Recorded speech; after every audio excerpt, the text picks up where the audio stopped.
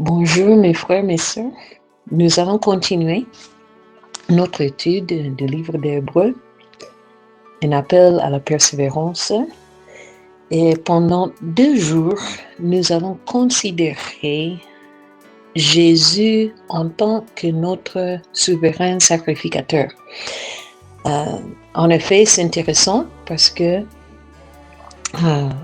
chapitre 4, verset 14 lit directement l'idée de la persévérance avec le sacerdoce de Jésus.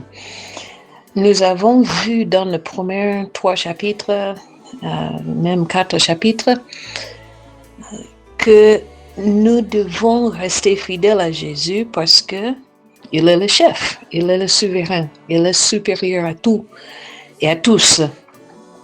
Il est celui qui a donné la nouvelle alliance, la nouvelle loi, si vous voulez, et il mérite notre obéissance, notre loyauté, tout ça.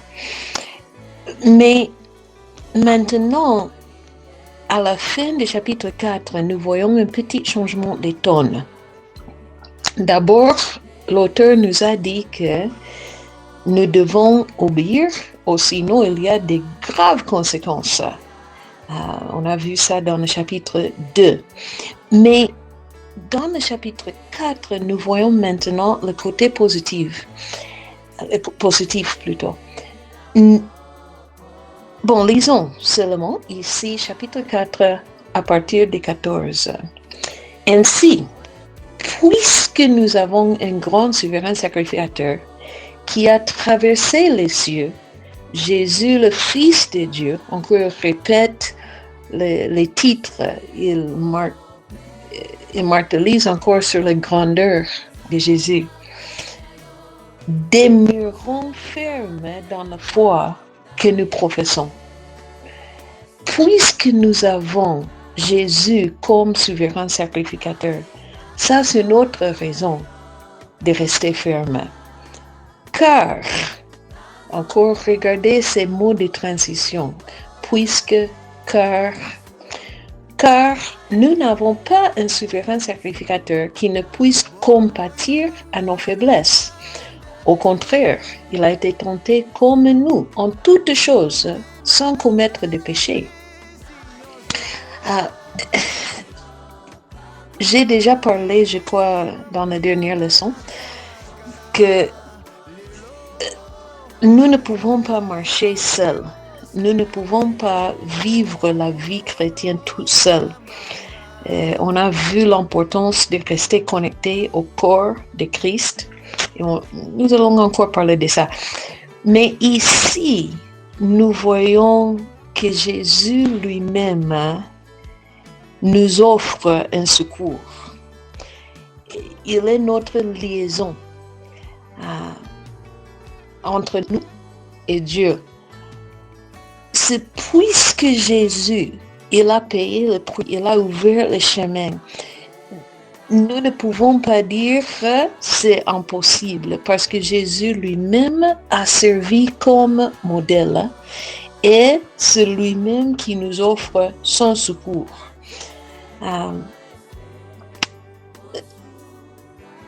William Barclay, un commentariste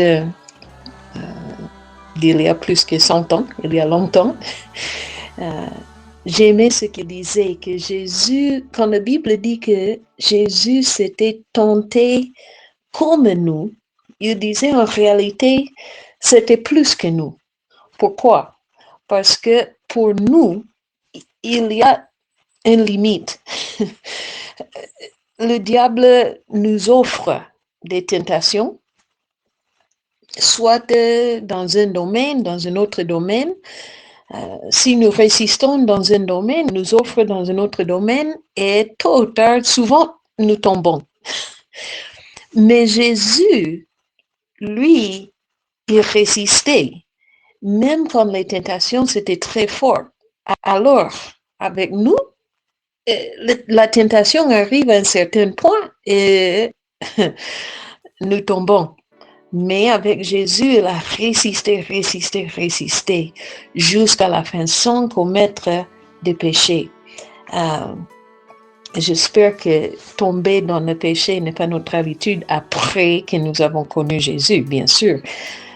Mais si nous regardons notre vie et nous voyons les moments quand nous avons dit, bon, on fait seulement, encore dans n'importe quel domaine, peut-être nous disons, bon, l'alcool n'est pas une tentation pour moi, mais peut-être l'avarice, oui. Peut-être l'impudicité, bon, je peux fuir ça, mais l'orgueil, il y a un autre domaine là. Mais Jésus, il a résisté toutes ces tentations communes aux humains sans commettre le péché. Il est notre modèle. Il n'est pas seulement notre modèle, mais lui-même, il est notre secours. Et c'est ça que nous voyons dans le verset 16. Approchons-nous donc. Encore, ces mots de transition sont multiples. Puisque Jésus est notre souverain sacrificateur, puisque lui, il comprenne, approchons-nous donc. Alors, pourquoi restons-nous dans l'éloignement? C'est inutile. En lieu de rester loin et faire des excuses, nous avons l'invitation. Je ne vais pas dire le droit. J'évite ce mot parce que nous sommes dans une époque dans l'histoire où tout le monde est focalisé sur ses droits. Je ne dis pas ça.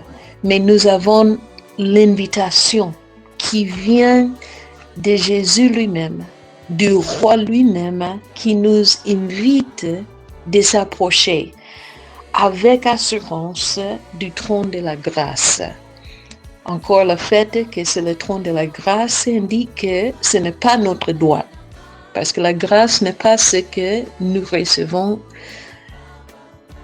sur base des mérites.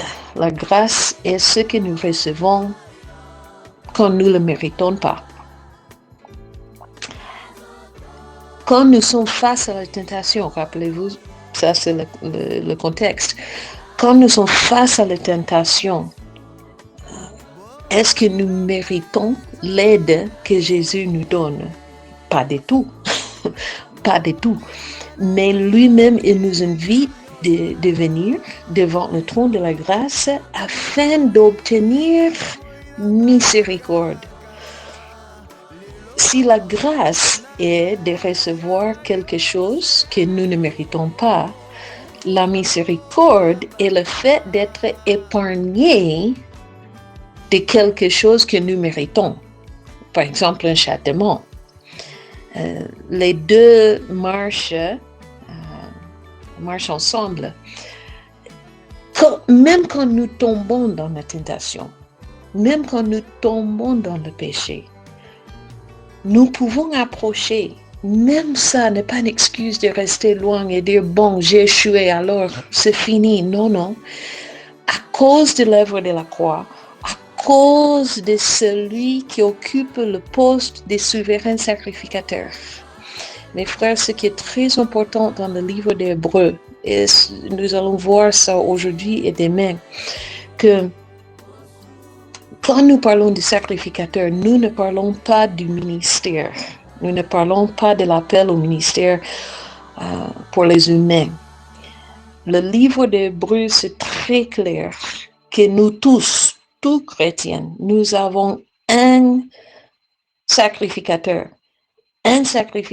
qui est l'intermédiaire entre Dieu et nous. Et ce qui est intéressant, que nous allons voir maintenant à partir du chapitre 5 jusqu'à, je crois, chapitre 10, c'est le même qui est le sacrificateur. Il est le sacrifice. Il est même le rideau qui ouvre le chemin dans la présence de Dieu. Et lui-même, il est Dieu. Il est notre but et il est le moyen pour y arriver. C'est vraiment incroyable. Ce livre nous montre que Jésus est la totalité. de ce que nous cherchons. Les Grecs, comme j'ai dit dans l'introduction, ils cherchaient la réalité des choses, pas l'ombre. Ils croyaient que ce qui était ici sur Terre, les choses matérielles, n'était qu'une ombre de la réalité, qu'il fallait la philosophie pour y arriver. Mais le livre d'Hébreux nous montre que non, la réalité, c'est Jésus. Et le moyen pour y arriver n'est pas la philosophie, mais c'est l'œuvre de la croix. Alors, même quand nous sommes face à la tentation, au péché, ou même quand nous tombons dans le péché, j'espère que ça soit avant de tomber, c'est mieux de s'approcher dans ce moment. Nous pouvons nous approcher au trône de Dieu afin d'obtenir miséricorde et de trouver grâce, d'être épargnés de la punition que nous méritons et de recevoir la relation et l'intimité avec Dieu que nous ne méritons pas. Pour être secourus dans nos besoins. C'est encore le contexte ici, c'est le besoin dont tu parles particulièrement ici. C'est le besoin d'être délivré de la tentation, d'être secouru de tous les défis de cette vie qui peuvent nous séparer de Dieu. Mais dans ce moment, quand la tentation nous dit qu'elle ne vaut plus la peine, nous pouvons et nous devons persévérer. Pourquoi? Parce que nous avons un souverain sacrificateur. Et maintenant, dans le chapitre 5, aussi dans le chapitre 7, je crois qu'on va toucher seulement 5 aujourd'hui. Et demain, je vais toucher 7, parce que je sais qu'il y a beaucoup de commentaires et tout ça sur Melchizedek. On arrive, patience. Mais nous allons voir dans quel sens Jésus réalise ou remplit les conditions d'être notre souverain sacrificateur. Et l'auteur d'Hébreux va faire un parallèle entre Jésus et Aaron. Aaron est bien sûr le descendant d'Aaron. Une petite explication. Quand nous parlons des Lévites dans l'Ancien Testament, vous savez que tous les Lévites n'étaient pas des sacrificateurs. Aaron, c'était de la tribu de Lévi. Alors, les Lévites, en général, c'était les travailleurs dans le tabernacle, oui. Les assistants, oui. Les gens de protocole, oui. Les chantres, oui. Mais les sacrificateurs, c'était seulement les descendants d'Aaron. Voilà pourquoi vous allez voir la terminologie de Aaron et le Lévite et tout ça, parfois même mélangé ici dans le livre d'Hébreux. Aaron, c'était de la tribu de Lévi. Peut-être tout le monde connaît ça déjà, mais c'est mieux d'expliquer seulement. Chapitre 5 continue cette explication et commence cette comparaison entre Jésus et Aaron. Parce que si on voit superficiellement, il n'y a aucune ressemblance. Nous voyons vraiment, ils ne sont pas de la même tribu. Ils ont vécu dans deux époques très différentes. Jésus n'avait aucune relation avec le sacerdoce lévitique de son époque, bien que ça existait. Et nous voyons beaucoup de différences. Mais il y avait des similarités. Et dans l'essentiel, ils étaient le même. Ils avaient la même fondation. Regarde, chapitre 5, verset 1. En effet, tout souverain sacrificateur pris du milieu des hommes est établi pour les hommes dans le service de Dieu, afin de présenter des offrandes et des sacrifices pour les péchés. Ça, c'est le devoir principal du sacrificateur. Rappelez-vous qu'un sacrificateur est quelqu'un qui est au milieu, qui est un intermédiaire, entre Dieu et les hommes.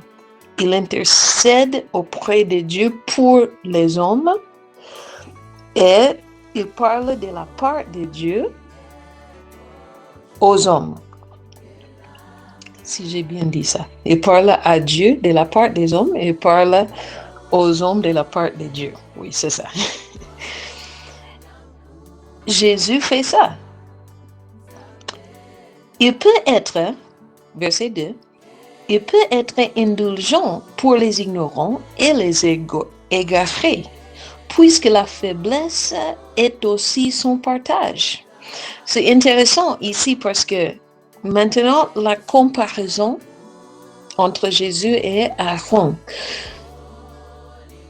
Aaron et ses descendants pouvaient servir comme des sacrificateurs, comme des représentants pour les hommes devant Dieu, parce qu'eux-mêmes, ils comprenaient les faiblesses et les difficultés devant lesquelles les hommes font face. Mais voici sa différence. Parce que Jésus a fait face à ces tentations sans tomber. Mais regarde verset 3. Et c'est à cause de cette faiblesse qu'il doit offrir des sacrifices pour ses propres péchés. Maintenant, les hommes, les descendants d'Aaron qui ont servi comme des sacrificateurs, oui, ils étaient adéquats pour la tâche parce que ils comprenaient les difficultés des hommes. Mais c'était justement cette faiblesse qui les a obligés d'offrir aussi pour eux-mêmes, ce qui n'était pas nécessaire pour Jésus. Alors, le premier point de comparaison, c'est que tous les deux, Jésus et Aaron, comprenaient les défis et les tentations devant lesquels les hommes devaient faire face. Mais la différence, c'est que Jésus a résisté. Et il peut nous donner le secours et nous montrer comment résister devant le péché. Pour aller plus loin, il a même vaincu la force, la puissance du péché. Aaron, il pouvait seulement comprendre, mais c'est tout. Et il devait offrir des sacrifices pour lui-même. Verset 4 nous montre le deuxième point de comparaison. Nul ne s'attribue cette dignité, c'est-à-dire Aaron lui-même n'a pas pris le sacerdoce. Il n'était pas autonomé. Non. Nul ne s'attribue cette dignité. S'il n'est, je crois que c'était sauté là. Verset 4, nul ne s'attribue cette dignité s'il n'est appelé de Dieu, comme le fut Aaron. Et Christ ne s'est pas non plus attribué la gloire de devenir souverain sacrificateur. Aaron n'était pas autonomé. Christ non plus n'était pas autonomé. Toutes les deux, c'était nommé par Dieu. Il dit, Christ, la tient de celui qui lui a dit, tu es mon fils, je t'ai engendré aujourd'hui. C'est la deuxième fois que l'auteur d'Hébreux cite ce passage de Psaume chapitre 2. Et on a déjà parlé de ça. Celui qui occupe le poste de souverain sacrificateur maintenant, ce n'est pas n'importe qui. C'est celui qui est le fils engendré, comme on a dit, celui qui partage l'ADN du Père. Verset 6, comme il dit encore ailleurs, tu es sacrificateur pour toujours, selon l'ordre de Melchizedek. Très important, mon frère. Ça, c'est une citation de Psaume 110. Et ça parle de Jésus. est de Jésus seul. Je vais attaquer ça davantage demain quand on va parler de cette idée de l'ordre de Melchizedek, parce que chapitre 7 va développer cette idée davantage. Mais pour le moment, je dis seulement qu'ici nous voyons que ça fait référence. Le tu est singulier, sacrificateur singulier, et la durée de son sacerdoce est pour toujours. Tout de suite, nous voyons que ça élimine toute ministre humaine. C'est Jésus qui occupe cette poste. Celui qui, dans les jours de sa chair, les années qu'il a marché ici parmi nous, ayant présenté avec des grands cris et avec larmes, des prières, des supplications à celui qui pouvait le sauver de la mort. J'arrête là. Selon les rabbis, il y avait différents niveaux de prière. Ça parle plus de l'intensité de la prière. Il y avait la prière normale. Il y avait les prières avec les larmes, les pétitions, les supplications. Et, la supplication, c'était le deuxième niveau, oui. Et le troisième niveau, c'était les prières sans mots. Les prières, l'intensité du cœur. Je crois que nous tous, nous comprenons ça. Quand on arrive au point, l'épître des Romains, Paul parle d'une intensité quand nous ne pouvons rien dire, chapitre 8. Et l'Esprit intercède pour nous. Quand il n'y a rien qui sort de la bouche, nous pleurons seulement. Nous pleurons. Et ici, l'auteur d'Hébreux nous indique que Jésus lui-même,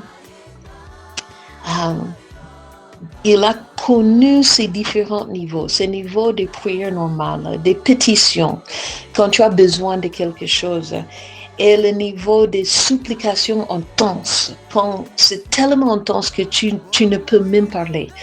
Peut-être tu ne peux rien faire sauf pleurer, et tu es là devant Dieu, comme Anne dans le livre de Samuel, 1 Samuel. Et Jésus aussi, il a connu cette souffrance, cette peine, ces moments quand il fallait seulement s'approcher à son Père. Et je sais déjà qu'il y aura ceux qui vont discuter maintenant, vous voyez, il est inférieur, la séparation. Rappelez-vous, la doctrine de la Trinité, on ne peut pas perdre la nature triune, mais on ne peut pas perdre l'unité non plus.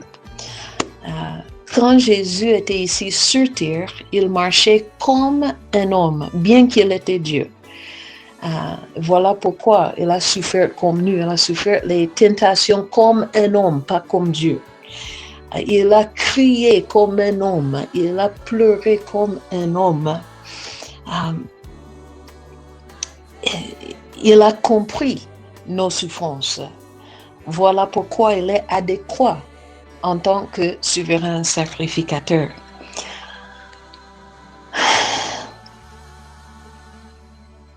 Continuons dans le verset 7. Et ayant été exaucé à cause de sa piété, a appris. Mais comment? Il a prié à celui qui pouvait le sauver de la mort. Mais comment était-il exaucé? Il devait passer par la mort. Oui, mais elle était délivrée de la mort par la résurrection. Voilà pourquoi les deux doctrines de la mort substitutionnelle de Jésus sur la croix et la doctrine de la résurrection doivent marcher ensemble parce que l'un complète l'autre. Mais ici, le focus est sur ses souffrances et sa mort.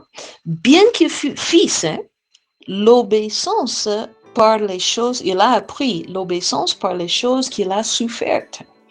et qui, après avoir été élevé à la perfection, on a parlé de ça déjà, l'idée de la perfection en tant que sauveur. Il est maintenant adéquat d'être notre sauveur parce qu'il a payé le prix. Il est devenu pour tous ceux qui lui obéissent, l'auteur d'un salut éternel. Dieu l'ayant déclaré souverain sacrificateur selon l'ordre de Melchisedec. Wow! Nous voyons, vous voyez la clôture de cet paragraphe qu'on a commencé dans le chapitre 4. C'est Dieu qui a dit, il n'y a qu'un intermédiaire. Aaron et ses descendants n'étaient pas suffisants. Ils n'étaient pas adéquats, ils n'étaient pas parfaits pour ce rôle. Mais Jésus, à cause de son humanité, il a marché où nous avons marché. Il a passé par les tentations que nous passons. Mais aussi, il a payé le prix pour nous sauver. Alors, il est devenu l'auteur d'un salut éternel, comme verset 9 dit. Et Dieu lui a déclaré le souverain sacrificateur pour toujours. Il n'y a pas quelqu'un qui va compléter l'œuvre de la croix. Voilà, mes frères, je ne sais pas qui écoute ici, mes sœurs, mais voilà pourquoi ce que suit Branham, je ne peux pas appeler frère, je ne peux pas appeler sœur. Parce que Branham lui-même disait qu'il devait compléter l'œuvre de Jésus. Mais si Dieu lui-même a déclaré le souverain sacrificateur parfait pour toujours, il n'y a rien à compléter. C'est le même problème avec l'islam, que Mahomet devait compléter les prophéties et les enseignements de Jésus. Non. Tous les différents sectes, en effet, c'est leur marque. Oui, on accepte Jésus, mais il faut ajouter quelque chose. Non. Jésus est le sacrificateur parfait et pour toujours. Et si quelque chose est parfait et éternel, qu'est-ce que tu vas ajouter là-dessus? Il n'y a rien. Il n'y a rien. Verset 11. Nous avons beaucoup à dire là-dessus, vraiment, et des choses difficiles à expliquer parce que vous êtes devenus lents à comprendre. Wow. Là, qu'est-ce que tu vas ajouter là-dessus? Il n'y a rien. Il n'y a rien. Verset 11. Nous avons beaucoup à dire là-dessus, vraiment, et des choses difficiles à expliquer parce que vous êtes devenus lents à comprendre. Wow. Mes étudiants pensent que je suis forte. Je ne suis pas le seul professeur un peu fort.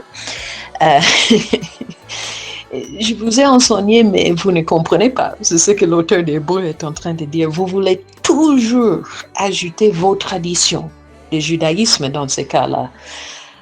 Pour vous, je ne sais pas c'est quoi. Vous voulez toujours mélanger les sacrifices, les rites et tout ça, l'œuvre de Jésus. Verset 12. Vous, en effet, qui depuis longtemps devriez être des maîtres. Vous voyez, n'écrit pas aux nouveaux chrétiens. Ce n'est pas comme un chrétien, un corinthien par exemple.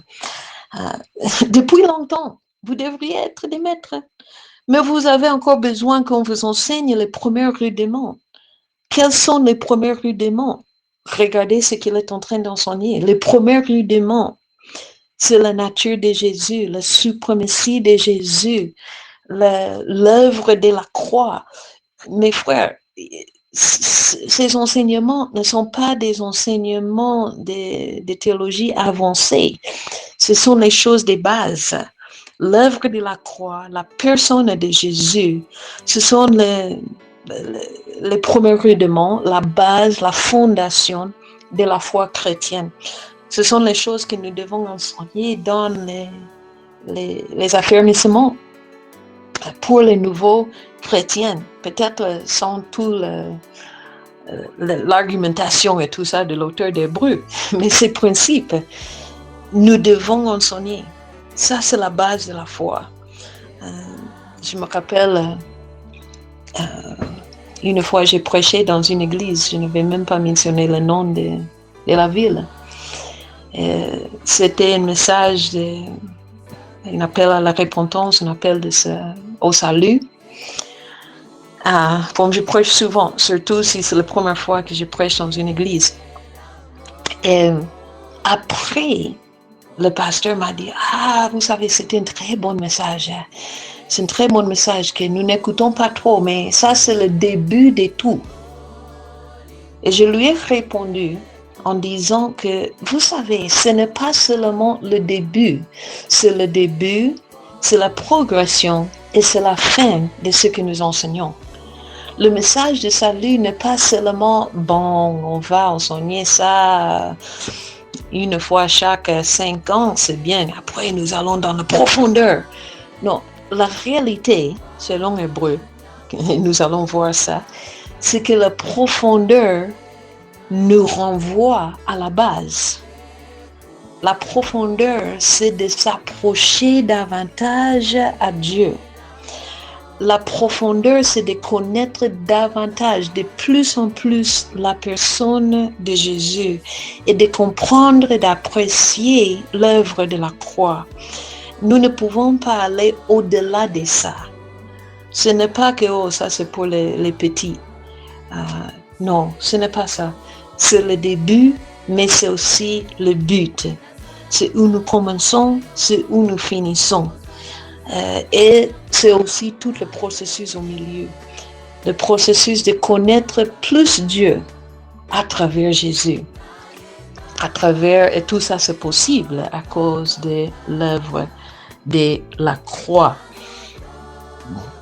C'est intéressant aussi, verset 13. Il explique, or, quiconque en est au lait n'a pas l'expérience de la parole de justice. Vous ne connaissez pas, vous n'avez pas l'expérience avec cette marche avec le Seigneur. La parole de justice, c'est la manière de vivre. La justice, c'est le fait de vivre correctement, de faire les choses correctement devant Dieu et devant les hommes. Vous avez beaucoup de théologie, vous parlez beaucoup, vous connaissez tous les rabbis, vous connaissez tous les enseignements des rabbis Jonathan, des rabbis Saoul, des rabbis je ne sais pas qui, mais vous n'êtes pas en train d'expérimenter le chemin de Jésus. Il faut vraiment entrer. C'est par l'expérience avec Jésus, c'est par l'intimité, cet approchement de Dieu que nous croîtrons. Et si nous restons seulement avec le tralala, avec la philosophie, c'est intéressant parce que l'auteur d'Hébreux appelle le tralala, il n'utilise pas ce mot-là, mais il appelle le tralala ce que nous appelons souvent la profondeur, la connaissance des traditions, la philosophie et tout ça. Mais non, la profondeur, je dis souvent à mes étudiants que la profondeur se trouve dans la simplicité. C'est en connaissant Jésus, c'est en expérimentant cette marche avec Jésus. C'est dans cet approchement à Dieu par Jésus, tout revient à Jésus, que nous allons croître dans la foi. C'est comme ça que nous puissions persévérer. Il explique verset 14, mais la nourriture solide est pour les hommes faits, les adultes pour ceux dont le jugement est exercé par le sage à discerner ce qui est bien et ce qui est mal. Utilisez la tête oui, mais utiliser la tête pour faire quoi? Pour voir qu'est-ce qui va me faire approcher plus de Dieu et qu'est-ce qui me va éloigner de Dieu. On va s'arrêter là pour aujourd'hui. Je crois que je vais sauter 6 demain. Et je vais continuer avec le chapitre 7 pour suivre cette idée de Jésus comme notre souverain sacrificateur. Même chapitre 6, c'est comme une parenthèse. Vous pouvez voir le verset 1 commence avec le ce pourquoi. Il y a une parenthèse, un autre défi, admonition à nous. Mais je veux continuer avec l'argument de Jésus comme sacrificateur de l'ordre de Melchisedec. Alors, étudier un peu chapitre 7 et nous allons l'étudier dans son contexte. Vous avez écouté et vu déjà que je vois que cet ordre est fermé. Ce n'est pas un ordre ouvert. C'est-à-dire, il n'y a que Jésus qui remplit les conditions pour cette sacerdoce. Alors que Dieu vous bénisse. Bonne méditation.